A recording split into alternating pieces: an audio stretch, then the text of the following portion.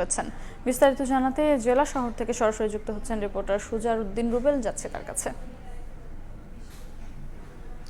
দুর্ঘটনার 4 ঘন্টা পর যে 4 জন নিহত হয়েছে, এই নিহতের বিক্ষুব্ধ জনতা কক্সবাজার ঢাকা যে রেলপথ সেটি অবরুদ্ধ করে রেখেছিলেন এবং সেই অবরুদ্ধের 4 ঘন্টা পর কক্সবাজার ঢাকা রেলপথ স্বাভাবিক হয়েছে। যে ট্রেনটি 2.5 ঘন্টা ঢাকা থেকে এসে কক্সবাজারের যে ভারুয়াখালী অংশে আটকা পড়েছিল যাত্রীবাহী সহস্রাধিক যাত্রী নিয়ে, সেই ট্রেনটি 5টার দিকে আটক যে বিক্ষুব্ধ জনতা যেখানে আটকে দিয়েছিল সেখান থেকে কক্সবাজারের উদ্দেশ্যে রওনা হয়েছে।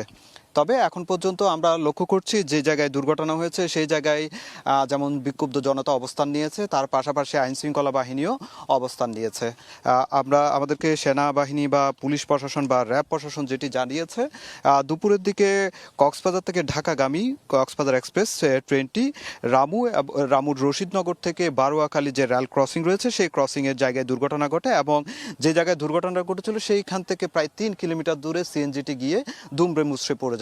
যেই সিএনজিতে 4 জন যাত্রী ছিল এবং 4 জন যাত্রী এরই মধ্যে তারা মারা গিয়েছেন, ঘটনাস্থলে মারা গিয়েছেন, সেটি প্রশাসনের পক্ষ থেকে বলা হয়েছে। তবে আমরা যেটি লক্ষ্য করছি, এর পরপরই বিক্ষুব্ধ জনতা এই রেলপথ অবরোধ করে রাখে। এর পরপর সেনাবাহিনী, র্যাব, পুলিশ, আনসার থেকে শুরু করে রেলওয়ে পুলিশ থেকে শুরু করে সবাই একযোগে আসেন এবং পরিস্থিতি সামাল দেন। পরবর্তীতে মানুষজনকে সরিয়ে দিয়ে সেই রেলপথ স্বাভাবিক করার জন্য দীর্ঘ সময় চেষ্টা করেন। পরে বিকেল 5টার দিকে রেলপথ থেকে যারা বিক্ষুব্ধ জনতা ছিল তাদেরকে সরিয়ে দেওয়া হয়। এরপর 5টার পর কক্সবাজার দিকে যে পর্যটক এক্সপ্রেস যে ট্রেনটি ছিল সেটি রওনা দিয়েছে। তবে এখন পর্যন্ত বিক্ষুব্ধ জনতা অবস্থান করছে। তারা বলছে এখানে রেলওয়ে কর্তৃপক্ষের গাফিলতি রয়েছে। যে জায়গায় রেল ক্রসিং ছিল সেই রেল ক্রসিংয়ের জায়গায় কোনো ধরনের সিগন্যাল লাইট কিংবা সিগন্যাল ম্যান কিংবা কোনো ব্যারিকেড দেওয়া ছিল না।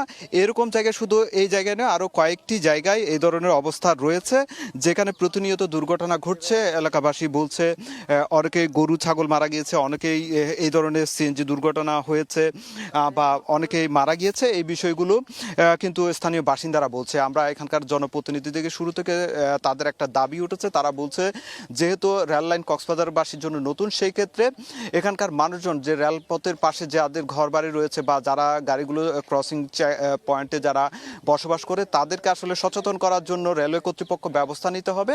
তা না হলে বা রেল ক্রসিংগুলোতে যে ব্যারিকেড, সিগন্যাল বাতি কিংবা মানুষজন রাখার যে নিয়ম রয়েছে সেটি যদি রাখা না হয় তাহলে এই ধরনের দুর্ঘটনা আরও ঘটতে থাকবে। তো এই দুর্ঘটনা এড়াতে এখানকার স্থানীয় বাসিন্দাদের যেমন সতর্ক করতে হবে, ঠিক তেমনি রেলওয়ে কর্তৃপক্ষকে এখানে রেল ক্রসিংয়ে নানা ধরনের কার্যক্রম চালাতে হবে বলে সেটি দাবি করছেন। তো এ ছিল আমার কাছে রশিদনগর ভারুয়াখালী রেল ক্রসিং এলাকা থেকে সব শেষ। সরাসরি যুক্ত ছিলাম কক্সবাজারে।